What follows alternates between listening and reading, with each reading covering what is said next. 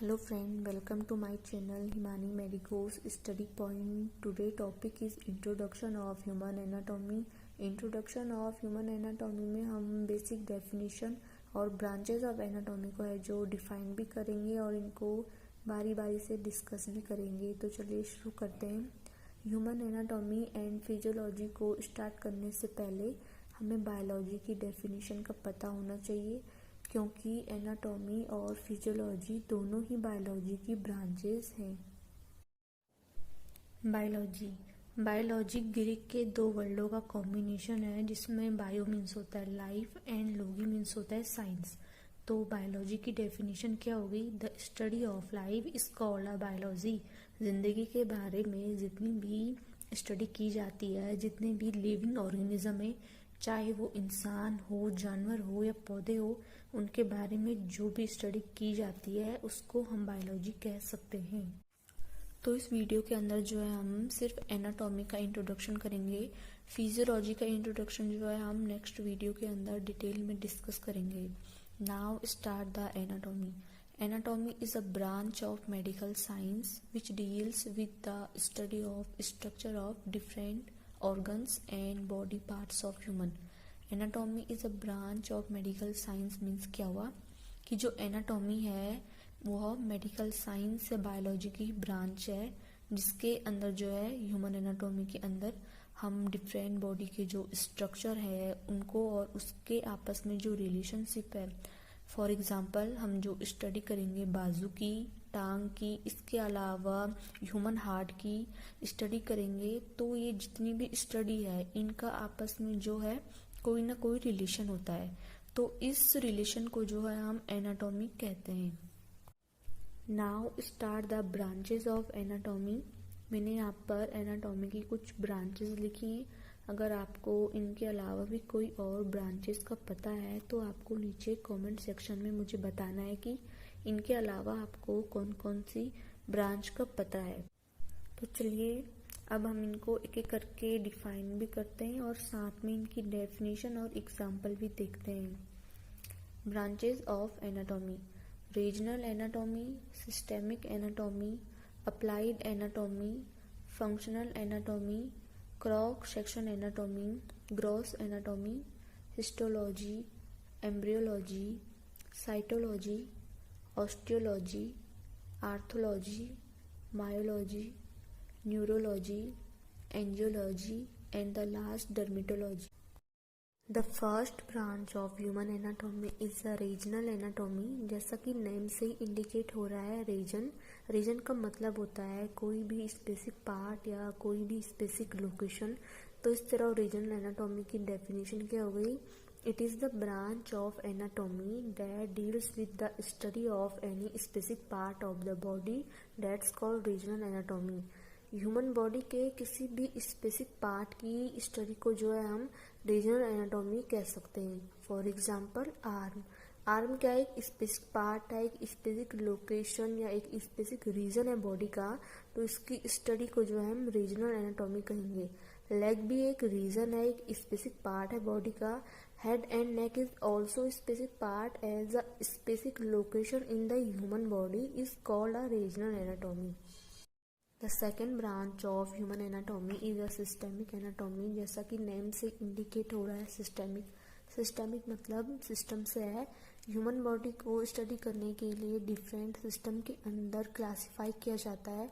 इस तरह से सिस्टेमिक एनाटॉमी के अंदर हम ह्यूमन बॉडी के जितने भी सिस्टम हैं उनके बारे में स्टडी करते हैं। तो सिस्टेमिक एनाटॉमी की डेफिनेशन क्या होगी? It is the branch of anatomy that deals with the study of any system of body is called systemic anatomy. For example, nervous system, respiratory system. The third branch of human anatomy is applied या clinical anatomy. इसको हम applied anatomy या clinical anatomy भी कह सकते हैं। जैसा कि नेम से इंडिकेट हो रहा है कि ये क्लिनिकल से ही रिलेटेड होगी।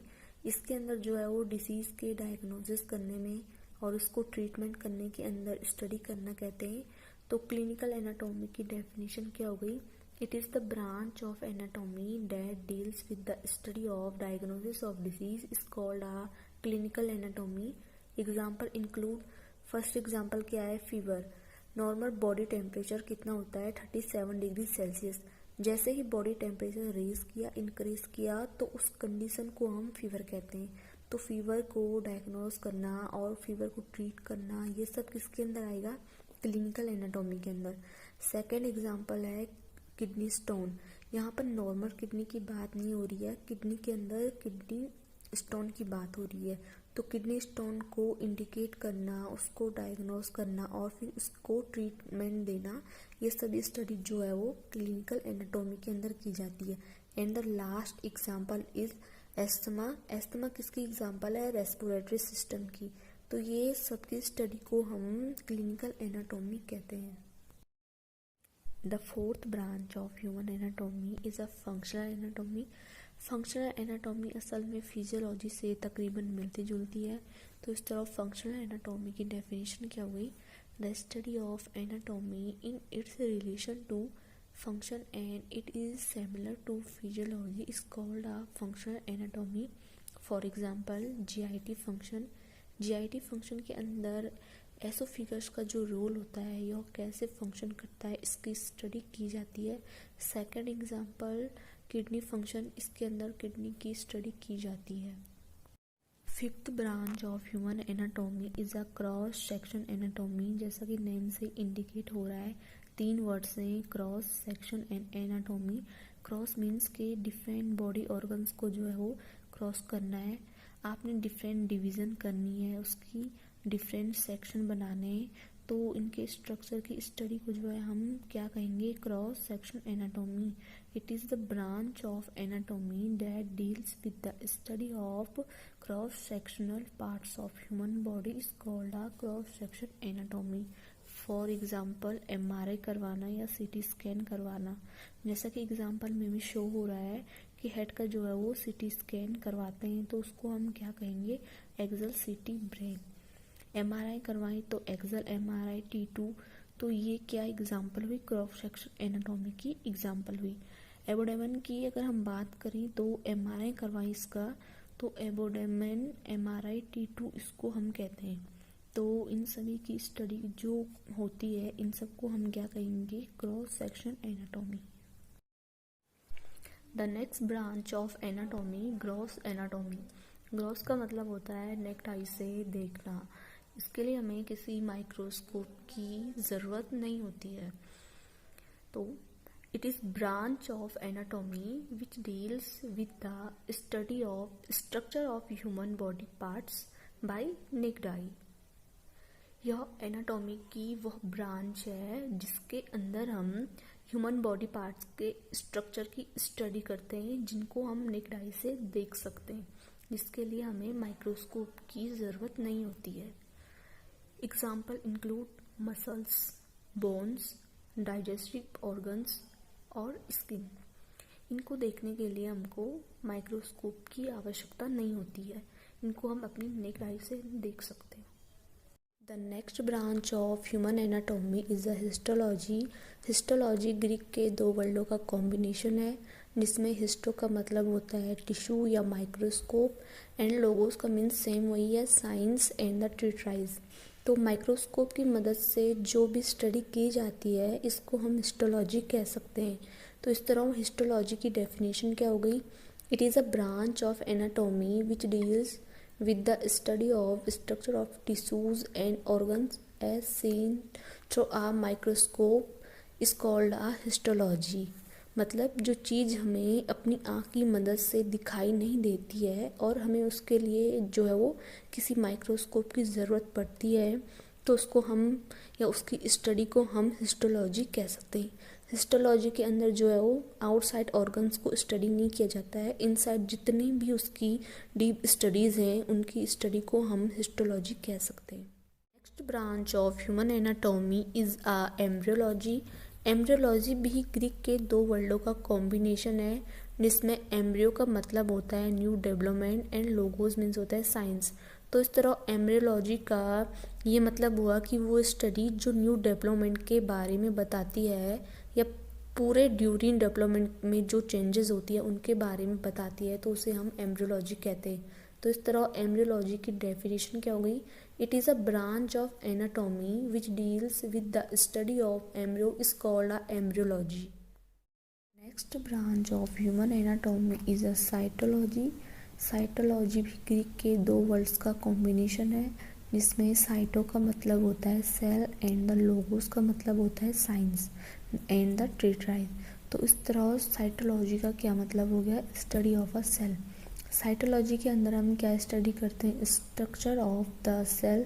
स्ट्रक्चर क्या है सेल का, उसका फंक्शन क्या है, और फिर उसके कंपोनेंट्स क्या हैं, और फिर उन कंपोनेंट्स का क्या क्या फंक्शन है ह्यूमन बॉडी में। इन सब की स्टडी को हम क्या कहते हैं, साइटोलॉजी।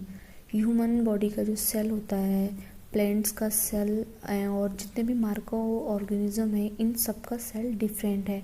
तो इन सब की स्टडी को भी हम क्या कहते हैं, साइटोलॉजी। तो इस तरह साइटोलॉजी की डेफिनेशन क्या हो गई, it is a branch of anatomy that deals with the study of structure of cell and its components, that's called a cytology. Next branch of human anatomy is the osteology. Osteology भी Greek के दो वर्डों का combination है, osteo and logos. तो osteo का मतलब क्या हो गया, बोन्स, एंड लोगोस का मतलब होता है साइंस। तो इस तरह ऑस्टियोलॉजी की डेफिनेशन क्या होगी, it is the branch of anatomy that deals with the study of bone is called a osteology. Osteology के अंदर हम क्या देखते हैं कि कितने नंबर ऑफ बोन्स हैं ह्यूमन बॉडी के अंदर।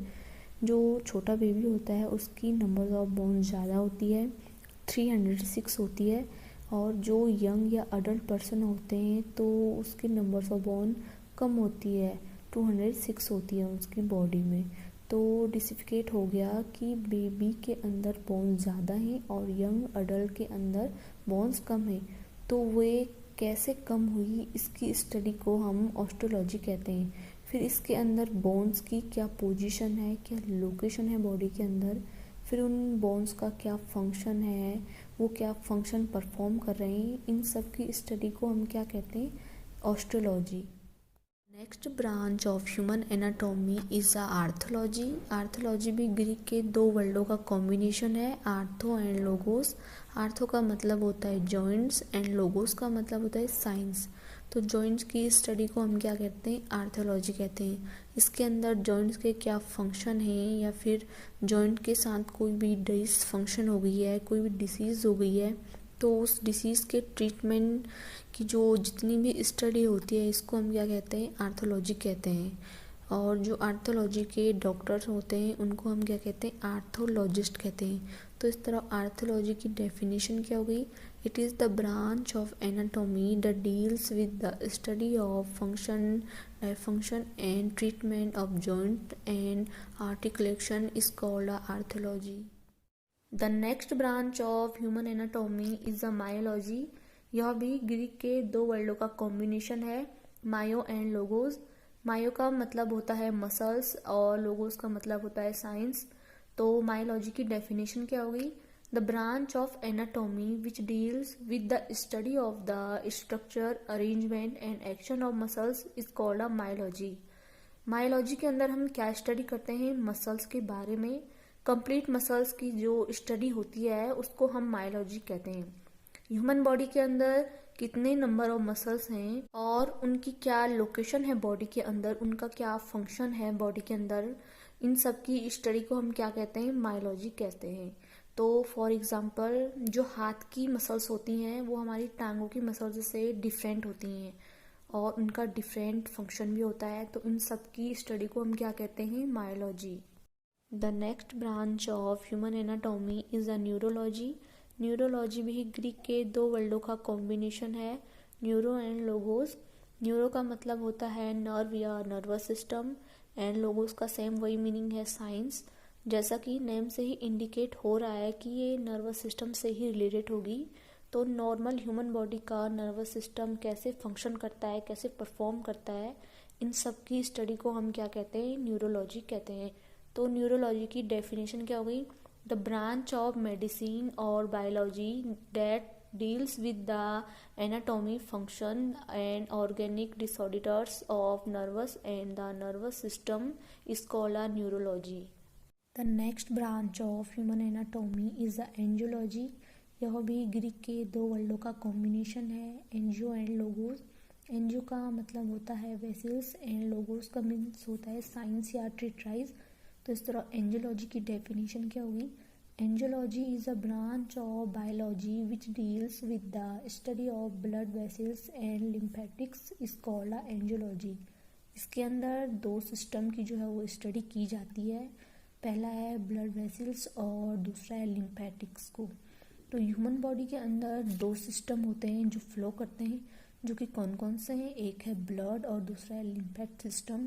तो इसकी स्टडी को जो है हम क्या कहते हैं? एंजियोलॉजी कहते हैं। इसके अंदर ब्लड की कंप्लीट स्टडी करना और लिम्फेटिक सिस्टम की लिम्फ को जो है कंप्लीट स्टडी करना, उसके फंक्शन को स्टडी करना, उसके स्ट्रक्चर को स्टडी करना, उसकी पोजीशन और जो उसके जो डिसीज़ है, जो उसके अंदर डिसीज़ पैदा होती है उसको स्टडी करना, और उस डिसीज़ के ट्रीटमेंट की स्टडी को हम क्या कहते हैं? एंजियोलॉजी कहते हैं। The last branch of human anatomy is a dermatology. Dermatology भी ग्रीक के दो वर्डों का कॉम्बिनेशन है, डर्मा एंड लोगोस। डर्मा का मतलब होता है स्किन एंड लोगोस का मीन्स होता है साइंस या ट्रिट्राइज। तो डर्मेटोलॉजी की डेफिनेशन क्या होगी? The branch of medicine concern with the diagnosis and treatment of skin disorders is called a dermatology. Dermatology के अंदर हम स्किन से जुड़े जितने भी फंक्शन होते हैं, स्किन की जो जितनी भी डिसीज़ होती है उनके बारे में हम क्या करते हैं? स्टडी करते हैं। तो इसको हम क्या कहते हैं? डर्मेटोलॉजी कहते हैं। और जो स्किन के डॉक्टर होते हैं इनको हम क्या कहते हैं? डर्मेटोलॉजिस्ट कहते हैं।